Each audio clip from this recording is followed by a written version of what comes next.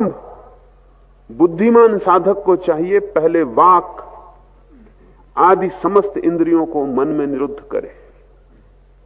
इसलिए मौन का इतना मूल्य है। मौन का अर्थ है कि आप बाहर और भीतर बोलना बंद कर रहे हैं, क्योंकि बोलना बुद्धि की बड़ी गहरी प्रक्रिया है। बोलने के द्वारा बुद्धि बहुत कुछ इकट्ठा करती रहती है, और जो भी आप बोलते हैं वो आप सिर्फ बोलते नहीं हैं, बोला हुआ आप सुनते भी हैं। उसके संस्कार और सघन हो जाते हैं। जब आप एक ही बात बार बार बोलते रहते हैं तो आपको पता नहीं कि आप बार बार सुन भी रहे हैं। संस्कार गहरे होते जा रहे हैं। और आप कचरा बोलते रहते हैं। सुबह अखबार पढ़ लिया, फिर दिन भर उसी को लोगों को बोले चले जा रहे हैं। कोई व्यर्थ की बात जिसका कोई भी मूल्य नहीं, जिससे किसी को कोई लाभ नहीं होगा, उसको आप बोले चले जा रहे हैं। अगर आप अपने 24 घंटे का विश्लेषण करें तो आप पाएंगे कि 99% तो कचरा था जो आप न बोलते तो किसी का कोई हर्ज ना था।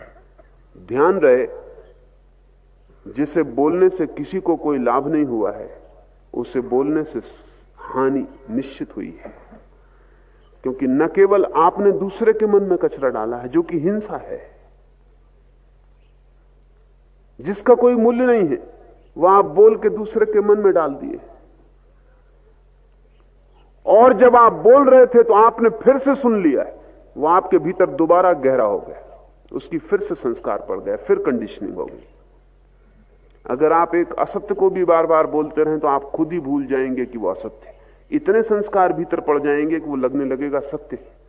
एडोल्फ हिटलर ने कहा है कि कोई भी असत्य को सत्य करना हो तो एक ही तरकीब है, उसे बोले चले जाओ। दूसरे ही मान लेंगे ऐसा नहीं है, आप खुद भी मान लेंगे। आप अपनी जिंदगी में देखें, कई असत्य आपको सत्य मालूम पड़ने लगे, क्योंकि आप इतने दिन से बोल रहे हैं कि अब आपको भी स्मरण नहीं रहा कि पहले दिन ये बात असत्य थी। बहुत बार संस्कार पड़ जाने से गहरे हो जाते, लीक बन जाती। पहला काम है साधक के लिए कि वो वाणी को संयत कर ले, वही बोले जो बिल्कुल अनिवार्य हो, अपरिहार्य हो, जिसके बिना चल ही ना सकेगा। ये दुनिया बड़ी शांत हो जाए अगर लोग अपरिहार्य को बोले, व्यर्थ को ना बोले। व्यर्थ को बोल के बड़ी झंझट में पड़ते हैं, क्योंकि बोल के आप ही थोड़ी बोलते हैं, दूसरा जवाब भी देगा। थोड़ा आप सोचें कि अगर आप संयत रहे होते, मौन रहे होते, तो कितने उपद्रव आपके जीवन से बच गए होते। बोल के आप न मालूम कितने उपद्रवों में पड़ रहे हैं, फिर उनको बचाने के लिए और बोलना पड़ता है। फिर ये सिलसिला बढ़ता चला जाता है, एक विशियस सर्किल, एक दुष्ट चक्र है जिसका फिर कोई अंत नहीं।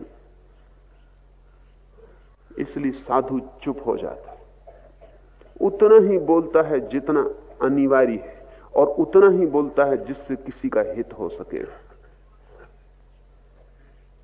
अन्यथा मौन रह जाता है। वाणी को जब आप बाहर से रोकेंगे तो भी जरूरी नहीं कि भीतर रुक जाए, क्योंकि आप दूसरे से न बोलें तो खुद से बोलते रहते। बैठे हैं, खुद ही से बात चल रही। ये खुद ही से चलने वाली बात भी संस्कार निर्मित करती है, क्योंकि जब आप अपने से बोल रहे हैं तब भी मन सुन रहा है।